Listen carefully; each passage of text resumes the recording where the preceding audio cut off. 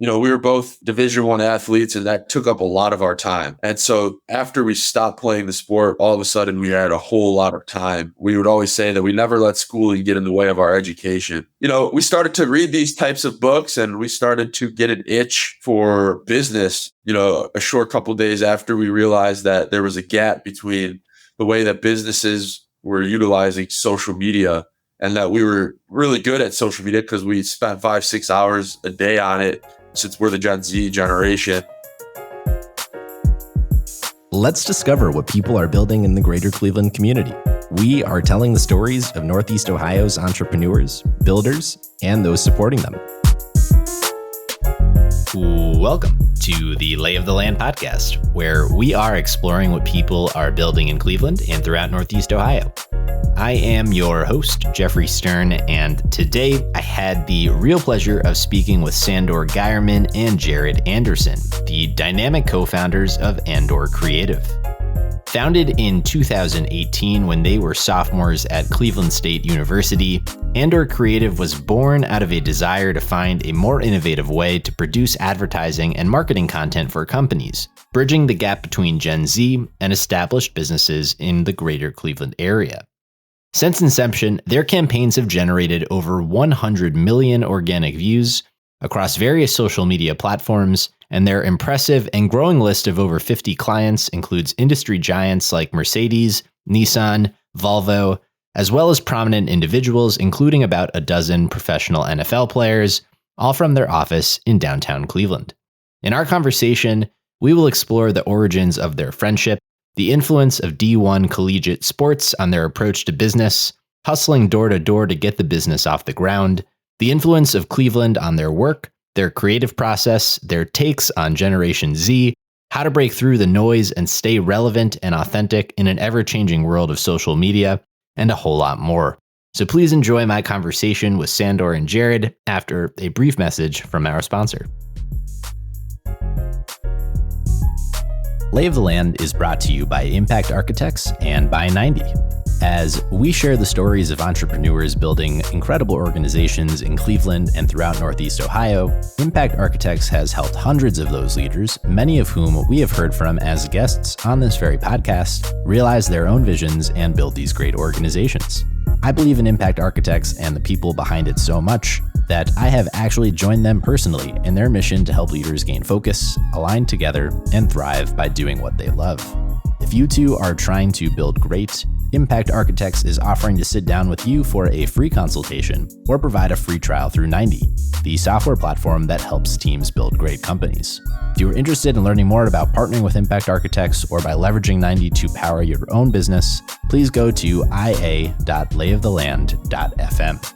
The link will also be in our show notes.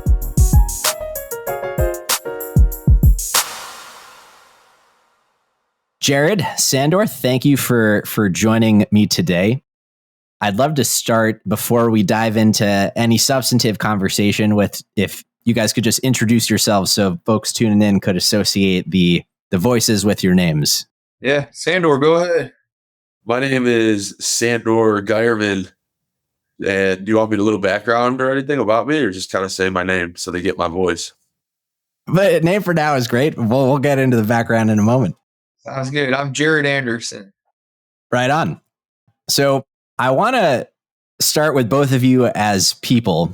To me, you both have this amazing energy and chemistry together. Like, candidly, your friendship is really fun to experience from the outside. And I'd love if you could just tell us both about how you came to know each other and a little bit about yourselves, and also, kind of the evolution of your friendship over time. Yeah. Sandor, go ahead. I started introducing my name, Jared. You started off. Long story short, I grew up in Strongsville, Ohio, suburb of Cleveland. When I was 21 months old, I was diagnosed with type 1 diabetes, and I grew up thinking that I was weird and I was different from the rest of my friends and my classmates. I fell in love with the game of soccer at a very young age. So whenever I'd feel sad or down about myself, I'd go and do things that would make me a better athlete. And that kind of carried me through middle school and high school.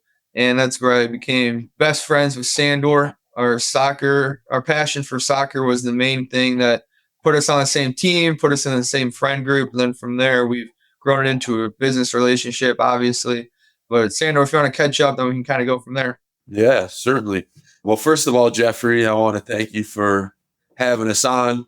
Super blessed and honored to be on your podcast because you've had some exceptional people on here. So, yeah, I grew up in Strongsville as well, as Jared had mentioned. I was a soccer player. My parents didn't have a whole lot of money when I was growing up. I remember I was in the cafeteria as a sophomore in high school, and my friends came up to me. They were pushing me, they were shoving me, and they were making fun of me. And they said, Alex, your dad is a garbage picker. And I looked at them confused, but I knew exactly what they were talking about. So my dad came here from former Yugoslavia in Europe with nothing but the clothes on his back and didn't have a whole lot of money. And so my dad would do anything that he could to help pay for our bills. And so one of the things that he would do was scrap metal. And so my friends were playing basketball in the development, and he got out of his minivan with his cane. He was limping, and he picked up a grill from the garbage and he threw it in the back of his van. And my friends saw this. And so they bullied me for it, man. They said, your dad's a garbage picker. But I remember something, I came home that day and I was upset and I was crying and yelling at my mom, like, no one else has to deal with this stuff. This is so embarrassing.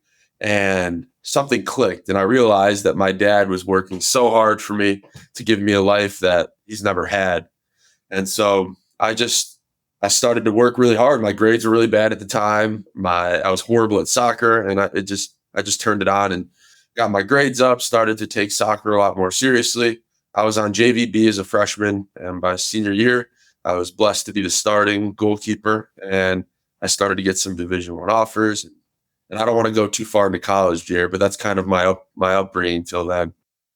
Yeah. And the best part was throughout high school, I was a forward in soccer and Sandor was a goalkeeper.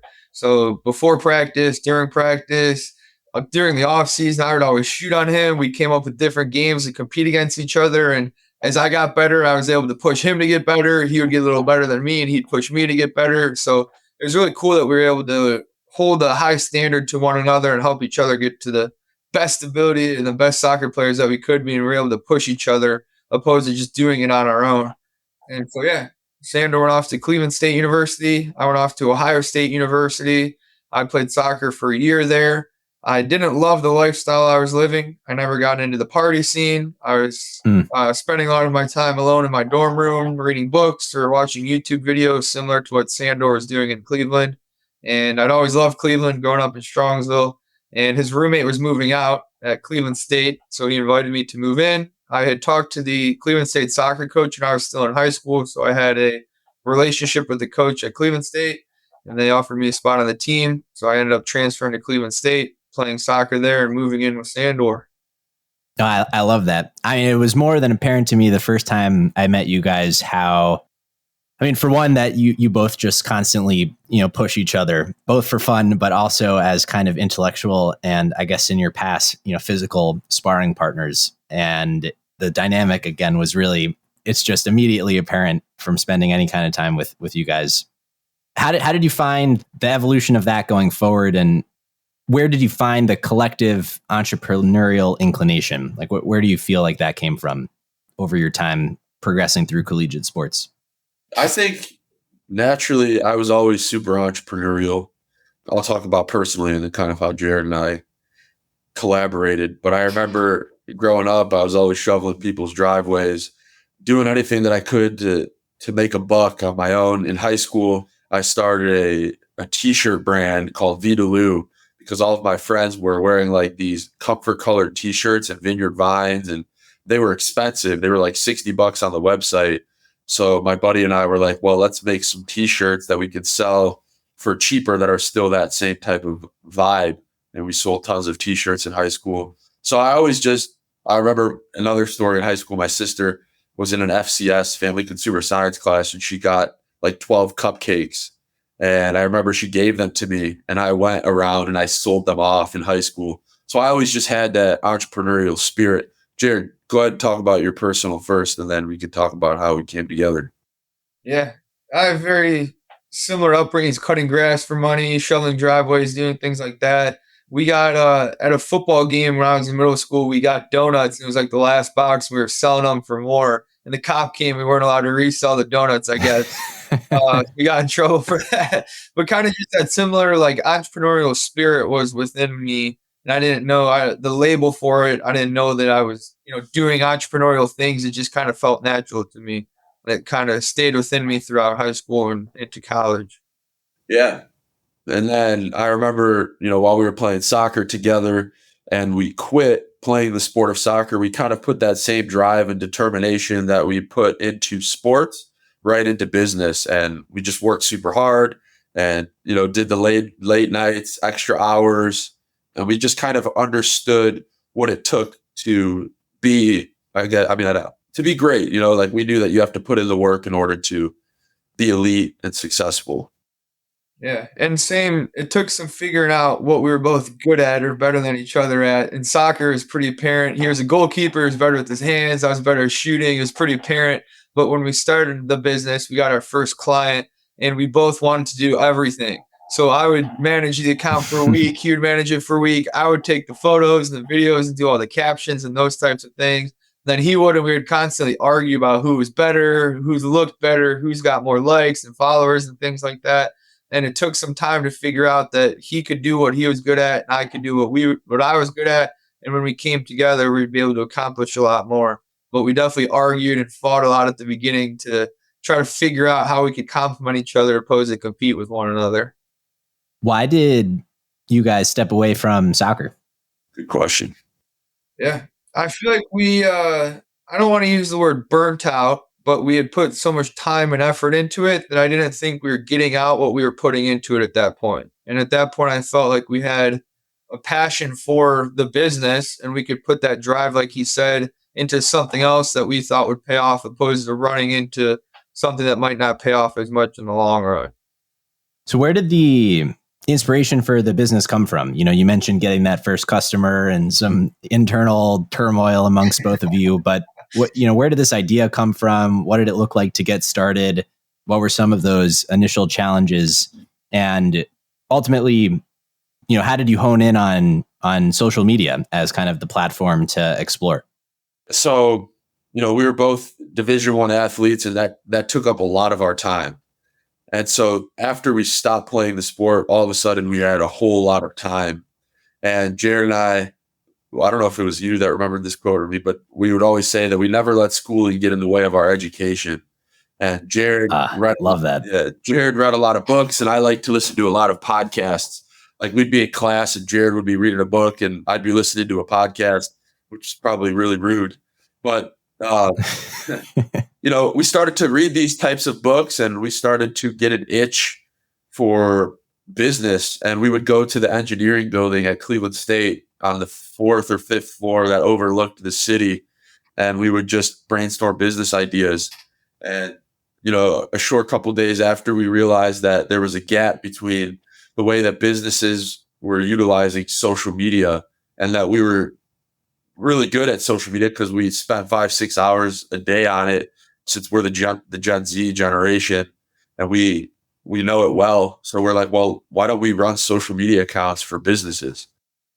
So before we get to talking in depth about social media and the actual nature of the work you're doing, and then this may be the most boomer question I could throw your way. Despite my millennial youth, I'm an old soul at heart.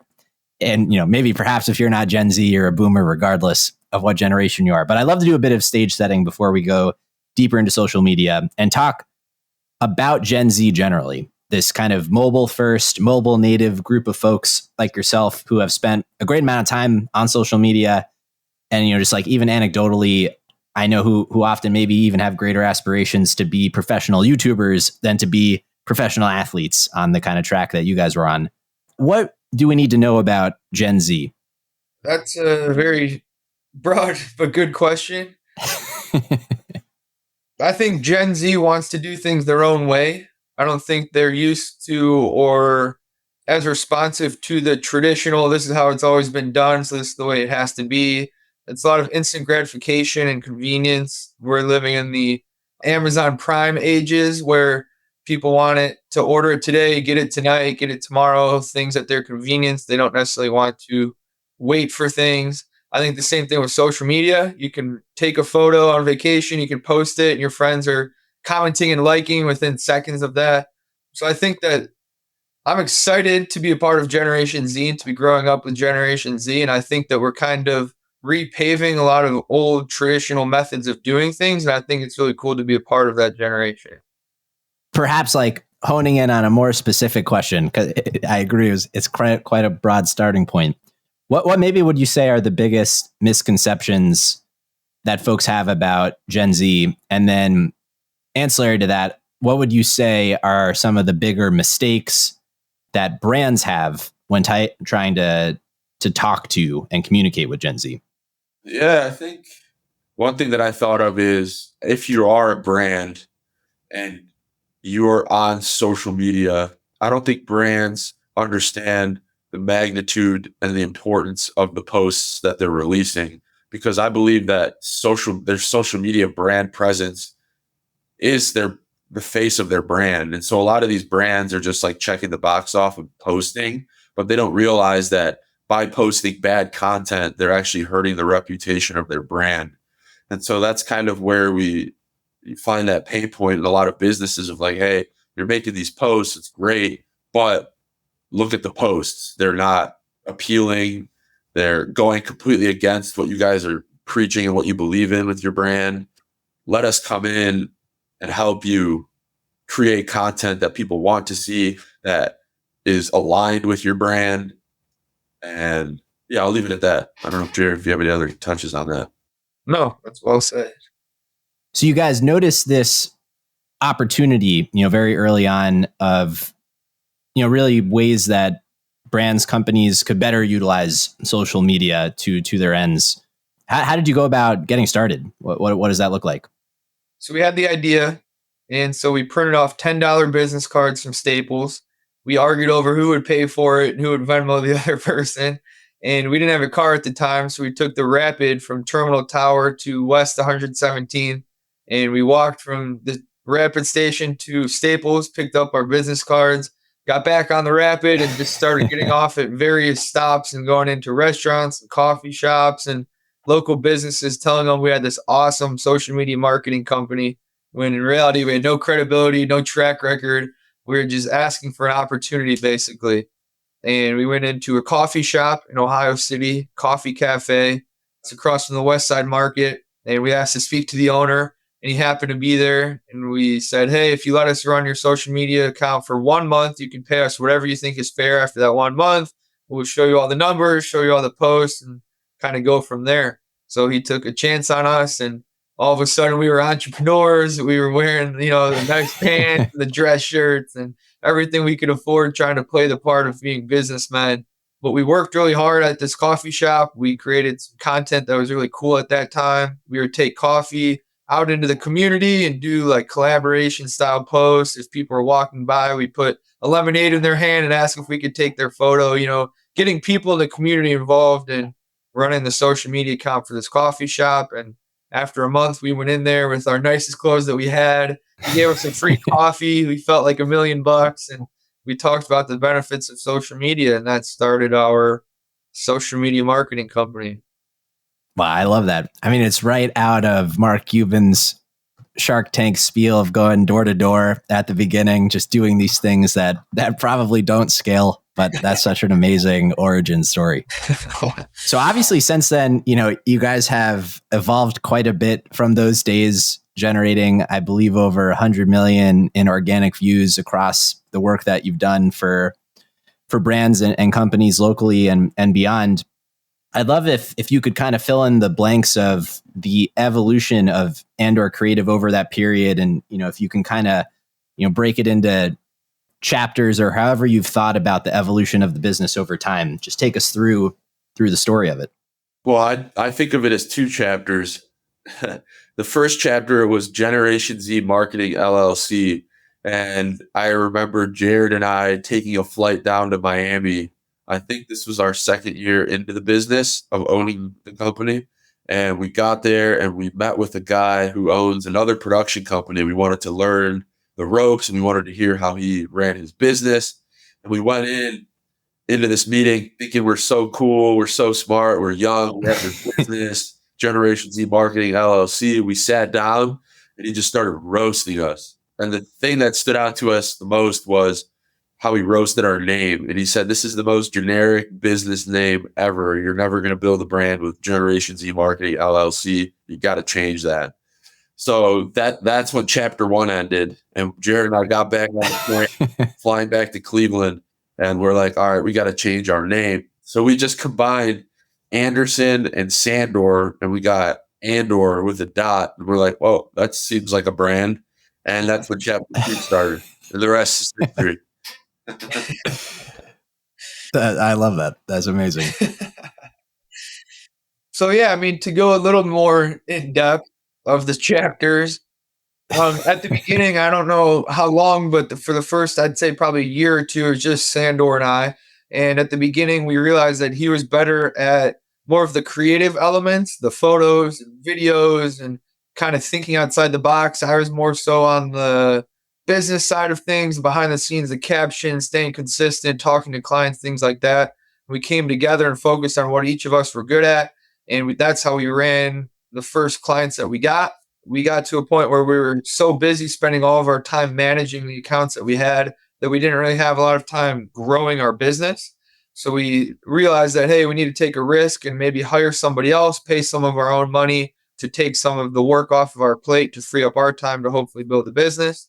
And we hired an amazing content creator, and he came in and started making photos and videos and did a phenomenal job, which gave us a little bit more free time to hopefully go and get more clients. Somewhere throughout that journey, we started making videos just for our social media clients, and they loved it. They were doing very well on social media, and we realized, hey, there's plenty of businesses out there that need videos like this. Why don't we add a social media element or a video production element to our business to go hand in hand with the social media side? So once again, we went out, we started offering free videos to anybody that really wanted one, to give them an opportunity to see how we operate, the type of videos we can make, and how much value we can add to them. So that's probably maybe 3 years ago today, we added on that video production side of things. And that's what we've been focusing on since then, just getting more and more clients to manage their social media and making more and more videos. So I think you guys have mentioned some of the core tenets of branding and marketing across the work you've done already: building user trust and buy-in, how to drive awareness, creating buzz, some of the literal activities that you've done. But I'd love to, at a high level, understand, how you've thought about what the objective is, of a campaign, and kind of take us through the creative process of understanding, the kind of story and message that a brand wants to relay, and going through the process of creating the right content to tell those kinds of stories. Yeah. I mean, I think at the end of the day, all we really do is share stories. And when we're doing our job best, we're representing the story of the client that we're working with. So whether that's on social media, in a 30-second video or a 10-minute video, whatever it is, all we're doing is representing who they are as an individual, as a business, as a community, whatever that may be. So that's kind of what we've focused on, is just not necessarily getting involved too much. I mean, obviously making it look good and having a marketing element in there and all of those types of things, but really just focusing on representing who it is that we're working with, if that makes sense. And I think just touching off of that too, another point that I'd add to that is authentically representing the brand.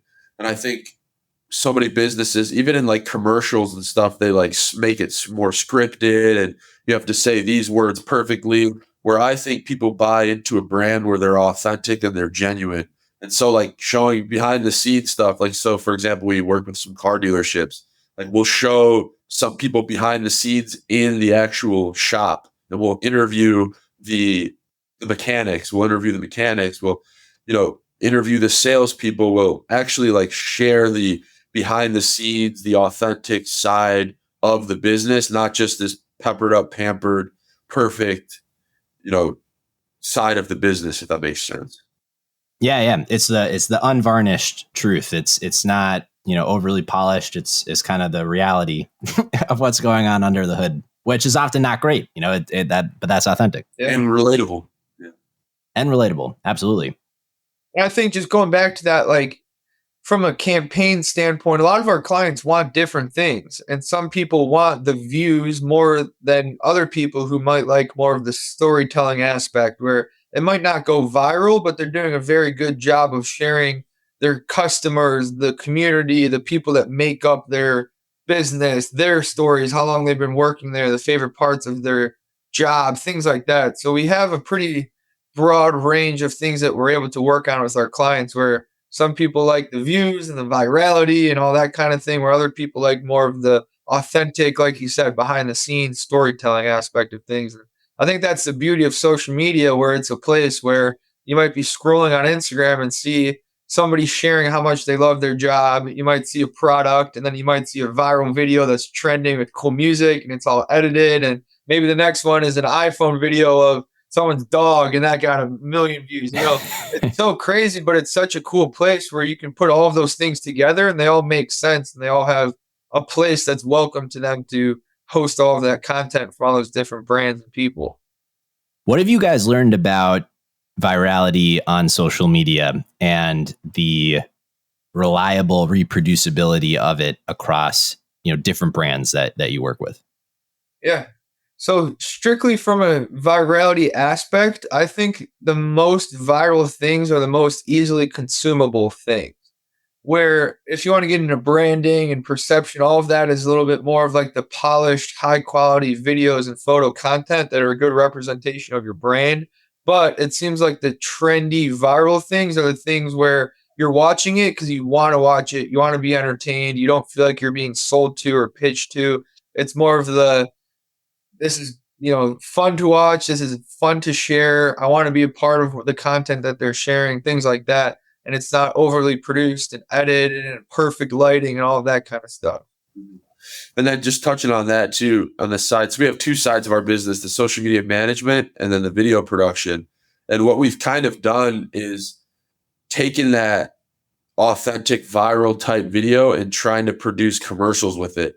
And I'm going to use the car business as an example again. But a lot of these car dealers are making videos of a salesman like yelling at the camera, and our generation, like when you're getting sold, we just scroll right by it. Or even if there's like a paid ad on Instagram or Facebook, you kind of scroll by it. So we're like, well, why don't we just make TV commercials that people want to see? So like for a car dealership, a Ford, we're not going to have a salesman yelling at you. We're going to make a sick hype video of a Ford, driving locally through Cleveland, or doing things that people were like, oh, that's actually like the type of music that's being played. That's a cool video that I want to watch. Yeah, no, I mean, I think that makes a lot of sense. The kind of resounding theme being the authenticity of it and building a relationship with the community. Yeah. How have you guys thought about what it takes to build and maintain a online community around a brand and some of the tactics that you've used on that front? I think the most important thing was staying consistent. If you think of it as social media as like a friendship, if you talk to your husband or your wife, or your friend once a month, you're probably not going to have a very good relationship with them. It's the same with social media, where if you post once a month, it's hard for people to keep up with it and want to comment and like and share your stuff. It's a lot more easy if you're staying consistent, you're showing more and more parts of your business and things that are happening, and you're keeping people kind of up to date with the things that you're doing. So I'd say the first and foremost, most important thing is just staying consistent. And then the common answer here is just staying authentic and not feeling like you're selling to people, and you're kind of including them in the journey and where you're going. And people like being a part of that story and being a part of things that are, growing and part of a community that's bigger than just themselves.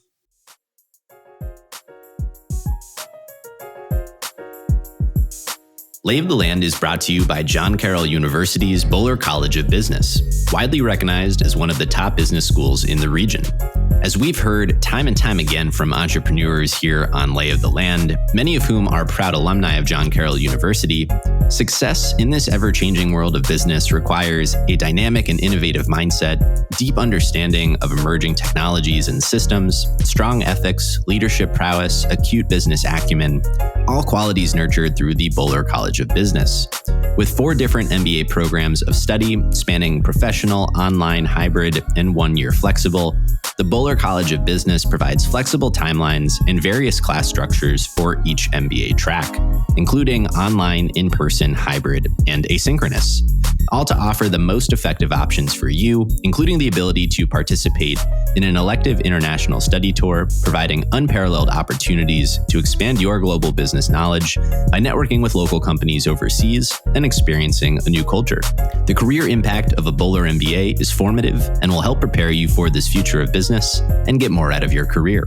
To learn more about John Carroll University's Boler MBA programs, please go to business.jcu.edu. The Boler College of Business is fully accredited by AACSB International, the highest accreditation a college of business can have. So if you kind of follow logically the trajectory of advertisement and marketing over time, I think we've gone generally from the longest form of infomercial, kind of content to something like Sandor, you mentioned, with the car salesman yelling at you in a traditional commercial format, down to these, second long clips. And I think if you take that to a somewhat hilarious and cynical extreme, it gets down to just kind of like strobing, ads maybe directly embedded in neural implants that we'll all get from Elon Musk soon enough. But like, where do you see, like, how in the compression of attention spans and just the short form of this content, I'm curious how you guys have thought about, for one, where you see it all going, and with the rapid evolution of social media platforms, really like TikTok didn't even have a large presence until quite recently. How do you stay ahead of those trends and ensure strategically that what you're doing is going to remain relevant? I mean, just the second part of that question is, I think it's important to not necessarily get complacent and being able to evolve and adapt with social media. And like you said, it's changed so much, but day to day, month to month, it's not really changing that much. So just being able to adapt and evolve to what's working on social media, the different trends, the different videos and things like that. And then also, like, it helps. So when we go and create content, for example, we typically go once a week, once every 2 weeks, maybe once a month, but that's like the maximum time we'll go between creating content. And within that time frame, the trends and the virality and all those things aren't really going to change that much. So creating content that's consistent, keeping up with the trends and things like that, I think we'll always be able to stay at the forefront, where if you're kind of going through different chains of commands about different posts and you're planning out content months and months in advance and things like that, I think there's a much better chance of getting kind of left in the dust and not being able to adapt to the current trends that are working on social media. But Jared, I'm just thinking, like, as reels, like now they're just getting trimmed down more and more and more. Like, what's after, a 3-second reel, or what's after a 3-second YouTube short, because they want. Yeah. I actually just heard yesterday somebody in this space was talking about how horizontal, longer form videos are coming back big time. And those are the next trend. So I also think history can repeat itself.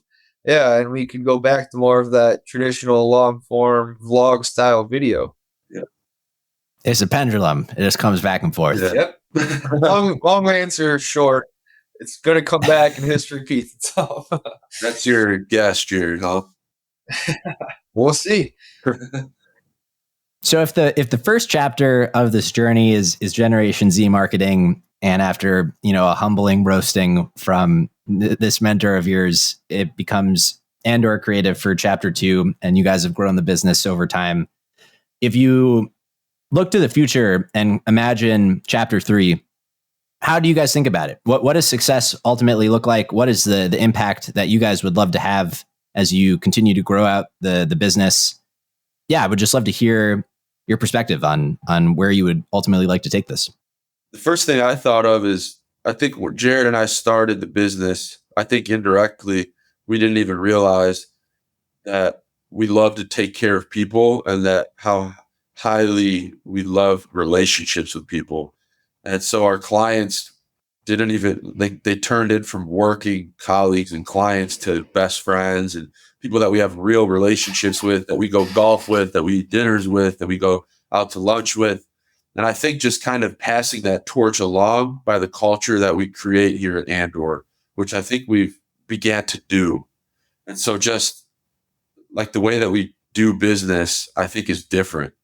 And the people that have came in and worked with us have realized that and are clinging to it, where they're like, man, like work can be meaningful and purposeful, and it can be the business of being, obviously making videos, but in the business of human beings and like building relationships.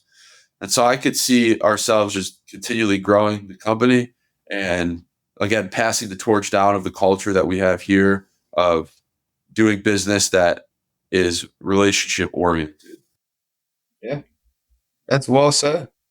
And I also think like a couple years ago to then fast forward to now to then look ahead to the future, like a lot of the things that we used to talk about, like we loved the lifestyle we were living when we had three clients and we were living at Cleveland State University and we were thinking of ideas and we were envisioning the future. And I remember like thinking back then, like, what's our dream job? And our dream job was doing that, but at like a larger scale, Hmm. having an office, having a team, having more clients, having more reach, and having more people that we can, like you said, like bring on our team and bring together. And so now that we've evolved from, where we were back then to now and looking forward, I absolutely love the lifestyle I'm living now. I love the team we have in the office and the clients we're able to work with. And I hope to keep doing this, but at a larger and larger scale. So we have a team of 12 of us now. Imagine if we had a team of 100 of us, and instead of being in one city, we were in 5 cities, and we're able to leave more of a bigger impact with more people and the culture and the projects that we're able to work with just at a larger scale. Mm-hmm. What has building this company in Cleveland meant to you guys? What has been the role of Cleveland specifically? Our roots. growing up in Strongsville, Cleveland is always the coolest city in the world. Watching the Guardians and the Browns and the Cavs, I always aspired to, be a part of something happening in Cleveland. And we've traveled all over the world and the country, and we'll see, cool cities or meet cool people, but there's nothing quite like Cleveland. And you can go, you can search, look for things, but you'll never find a city exactly like Cleveland. And I think that it's very cool to be able to grow and build something in this amazing city like Cleveland is. What have been your favorite and or more successful campaigns or pieces of content, and what, kind of take us through some of those and what you felt made them stand out in a meaningful way? I mean, I think I hope I answer this question, but I kind of I don't want to go too far off of it. But honestly, the most meaningful things are, again, the people that have started to work with us and getting feedback like they are loving their job, they're happier, they're more joyful, they love their job, they love their lifestyle, and being able to provide something like that for somebody is so fulfilling and so awesome. I think it's cool to be able to work with like some of the Browns players and make some videos with them and getting to build relationships with those guys that are, I guess you could say, impact players in the city of Cleveland, and being able to represent and make videos for those types of people has been really, really cool. Yeah. And I'll talk real quick about, so we started working with an exotic car dealership, I think about 3 years ago. And at the beginning, it was a lot of like hype videos and high quality videos, like showcasing their cars and things like that, the engines and things like that. And there's this Aston Martin, and we were creating content, and we found this pen in there that was like a limited edition custom Aston Martin pen. And Sandor made a video like clicking it out from like the middle of the dashboard, and he like played it with it in his fingers a little bit, and he put it back in. and we didn't really have any content. So I was like, all right, like I'll post it. It's kind of different from the content that we've been posting. It's not very like vehicle specific. It's just like a pen in a luxury vehicle. And we posted it, and I think we got 4 or 5 million views. And we're like, whoa. So it's like these small details that people didn't know about that can really help our content go more viral and get in front of more people. So I think that, and it was shot on an iPhone. It was shot with, his legs in the background with his finger. Like there was nothing, the lighting wasn't perfect. The audio wasn't perfect. It was just a very authentic and genuine video. And a lot of people wanted to see those types of things. So that really opened our eyes to creating viral content that people want to see. What have been some of the other earned pieces of wisdom that both of you have taken from the work that you hadn't anticipated? I think I stole this from Craig Rochelle, which is a quote that says that the business is temporary, but the relationships are eternal. And I know I keep honing in on that, but just the importance of like relationships, Jeffrey. And like, I think there are lots of, again, I don't think our content is that amazing or that much better than everyone else's. I think we do a very great job, but I think what we hold ourselves to a high standard on is how we take care of the people that we work with and the importance of our relationships and going above and beyond. Yeah. And I think Sandor and I both grew up with very responsible, respectful, amazing parents, and a lot of the things that they've taught us about doing things the right way, doing it right the first time, things like that. It's been really crazy to see how much that translates just to the business world and doing things the right way, taking care of our clients and seeing how that has paid off, and not just doing things in hopes of them paying off, but doing them because that's the right way to do things. And seeing how that's kind of come full circle is really cool and fulfilling to see. Yeah. I asked Jared 2 days ago, we were driving back home from Canton, Ohio, and I said, what are 5 non-negotiables for our business, things that we would do? And it's cool that those are the things that we talked about were like, not taking advantage of our clients, not stealing, not cheating, not lying, being honest. And it was cool that like those were the types of things that we value, and that really stood out to me. What have you two learned about each other? I'm curious, particularly as it's, in relation to what it was like as teammates versus now as business partners. I imagine you guys were obviously very close before all this started. What have you two continued to learn about each other? What surprised you about each other? I think first thing I thought of Jared was his honesty. About a few years ago, we had a client, we had this huge Shelby Baja truck, and it was a very expensive truck, and we went to shoot it at this mansion property, and Jared's backing it up, and he hits his basketball hoop, and whatever, dented the bar truck, and we're like, oh my God, what are we going to do? And the first thing Jared did was he called the client, and he said what happened. He didn't try to cover it up. He was super honest and transparent. And that's just one example. And I feel like as I've noticed Jared the past 5-6 years of business, he's always been consistently honest and transparent. That was a tough call to make there. Yeah. That's a fantastic question. I'd say a couple of things. Sandor, when he sets his mind to something, it's all or nothing. There's no 50-50. It's 100% and 0%. He's all in on everything that he does. And then the other thing is that he is consistently inconsistent, but he's always going in the same direction.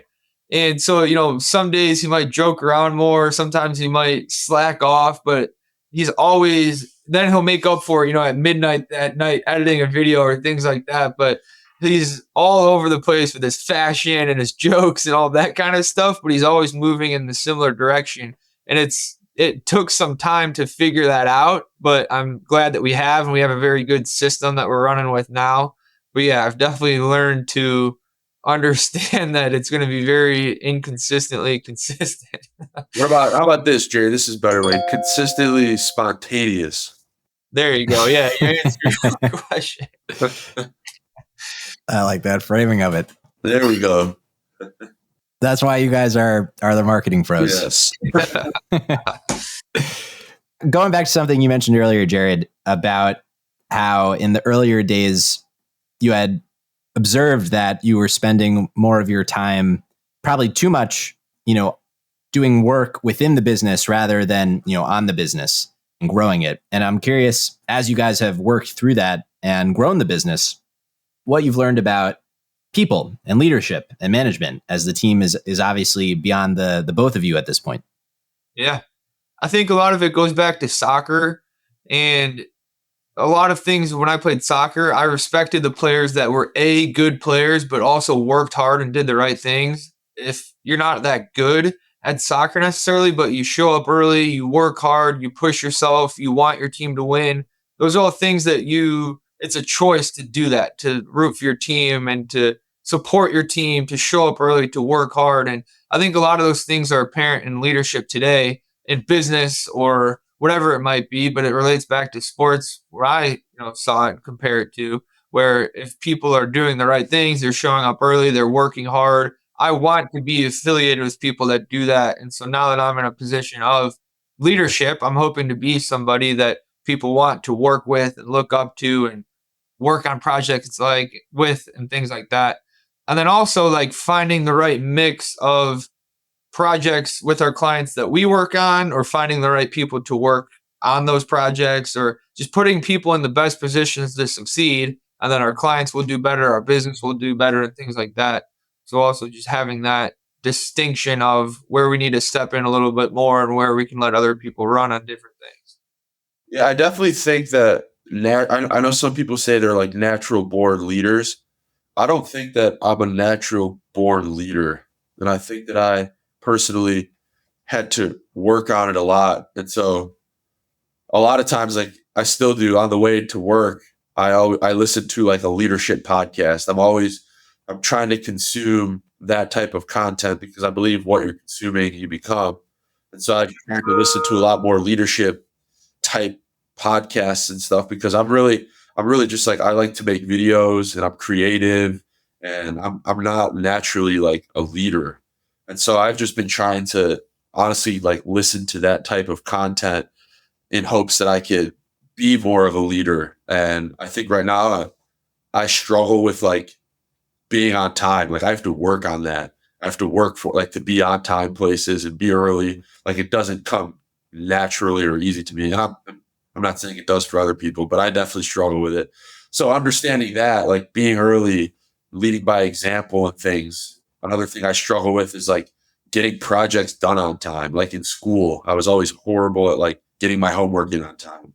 And so like understanding that if I want to be a leader that people want to follow, I have to be sharp. I have to be quick to answer people's texts. I gotta submit work fast because if I'm trying to preach something that I'm not practicing, then I'm a toxic, horrible leader. So I've been really trying to grow and understand what leadership is and be better at it because I think everything rises and falls on leadership.